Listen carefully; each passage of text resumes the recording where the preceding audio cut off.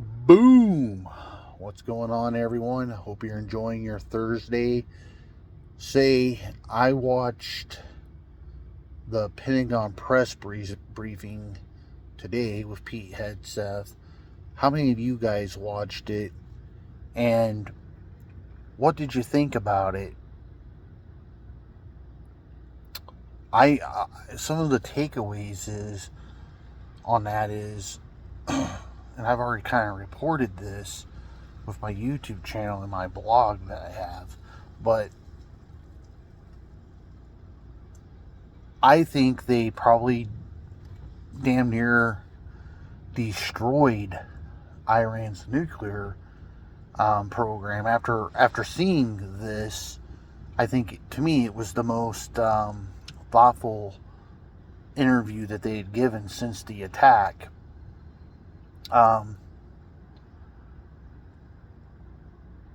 But I think there's some weird terminology being used there, right?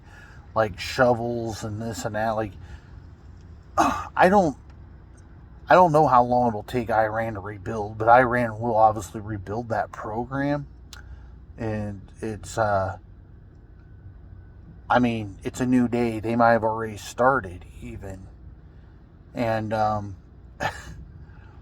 and I don't know, how many years it will have set them back and all that jazz. I mean, it's important, but it's not important, But I am of the persuasion that there is nothing America can do to stop Iran from being a nuclear power. They couldn't stop North Korea, and they didn't stop North Korea. They did a lot of threats to North Korea, but nothing ever happened, right? So I'm of the opinion that unless you actually put boots on the ground, you can't ever really stop it. Not for a major long time. I don't know. That's my thought. But that being said, it doesn't mean you can't destroy or damage, right? I think this. My point is, I think the military side of this was a great success. I have no doubt about it. I just watched that press brief second on Ward's channel. Why can't I think of the guy's first name? But you know who I'm talking about. And but there again, we live in a modern time, right? We don't use pick shovels or pickaxes and shovels anymore, right? There's literally machines out there that bore tunnels for people, and the governments use them. I know Western technology probably dominates this type of technology specifically, and believe it or not, they probably tried to keep Iran from getting it, but that doesn't necessarily mean Iran can't develop sort of, say, their own Iranian spin-off version of what the West uses. So I don't know. My initial thought on this was you probably set it back 2 years from an infrastructure standpoint. It might be a little more. Maybe if you're real lucky, maybe 10 years. Obviously, you don't rush nuclear, right? Nuclear material, it's not the same as building a highway, right? You obviously move slower. But that being said, I generally don't believe you stop it long term. But then again, maybe one day they just give up on their aspirations of being a nuclear power. Who knows? But the other thing I thought was interesting in this interview, and you guys probably caught on to this, was attacking Jennifer Griffin, his former Fox News colleague, which was a little bit shocking to me. Like I said, it's weird because Jennifer Griffin is probably the best Pentagon press person there is in the country. She's very connected. She's got a lot of resources, and she got a lot of sources. You know, she's been literally just like Oliver North for many years, right? She's literally been rolling across the desert in army tanks with bullets shooting at them. And anyway, I just found it really weird because she's one of the most factual reporters that exist. And I think Ward, um, at the end, explained all that, and he basically has, of my opinion, it's a little bit bizarre. Um, I don't know what to say, and for those of you who watched it, you kind of know what I'm saying too. Not only is, especially if you're not trying to cover for the Trump administration, you're just kind of calling it the way it is, kind of stuff, which is what I do. Okay, it doesn't matter if I voted for him. I call it the way I see it. And even in the moment where he kind of has that Jennifer Griffin spaz on her, and he just spazzes out on her there.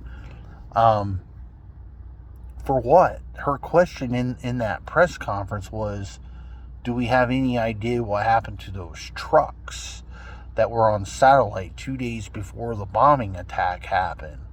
Well, I don't know what the answer to that is. I actually wrote a comment on this earlier, but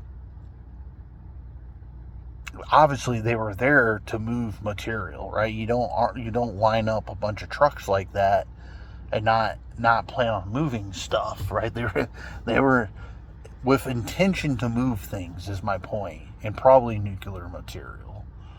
But it also is in the mystery on all that is, if we knew about it 2 days before the bombings happened, then you would also think, whether that came from a private company source or not, you would also think that the government was well aware of it. And I don't have any proof for this, and nor am I saying it happened. I'm just simply throwing it out there. Maybe in the haze and fog of war, quite possibly, maybe Israel or American airstrikes took them out when they were moving across the Iranian desert someplace. Possibly. I don't know. Just saying maybe. But anyway, that's where he has his freak out on Jennifer Griffin. It's just a little weird. Like, what is this guy talking about? So anyway, I feel more comfortable that there was a huge success, but I'm not. I guess my point is, I'm not really all that convinced that if Iran wants to be nuclear, that you can stop them from being nuclear. That's my point, right? Because look, there's countries all across the world who have pursued peaceful nuclear programs, as in they got nuclear power, but don't ever want to actually hold nuclear weapons. Right? There's just a handful of countries that want to hold nuclear weapons. And generally, they are the ones like China, Russia, who are troublemakers, Iran, North Korea, the troublemakers. The average Joe, third world developing countries that have peaceful programs. They only seek energy, and they've literally have no programs at all that are established on the books for nuclear weaponry. And they probably never will. I mean, the broader Middle East has lived with Israel supposedly being nuclear, although all they do is deny it. So maybe they are, maybe they're not. I don't know. As I get older, sometimes I think it's one of the greatest Western lies in some regard. I don't know. All they do, though, is actually deny it. But my point is, everyone in the Middle East except Iran and Libya, they were the only two countries that ever pursued nuclear programs. I mean, Iraq was set back, but even today, right now, you can call it New Iraq or whatever, not pursuing weapons. Gaddafi, before Obama went in and got involved in Libya, had given up his nuclear program under Bush. In other words, you were lied to when Obama opened up airstrikes against Gaddafi. Gaddafi had already long given up his nuclear program. And even the United States knew about it. Remember about the Pentagon press releases that came out around this time, saying that he had given up. So anyway, that's another can. I don't want to go down too many avenues. I'm just saying I found it weird that Pete attacked Jennifer Griffin and some of the other. Out of all the people in the press, the guys at the Pentagon are probably the best, most accurate reporters that exist. I mean, it's just a small knit community. It's hard facts. They got close relationships with brass and so on and so forth. So I just thought it was strange, highly unprofessional. And another broader comment on that is, leaders have to lead. It doesn't matter if you're Donald Trump. It doesn't matter if you're the populist movement or not. Leaders just have to lead. And sometimes that means shutting your mouth. And words matter.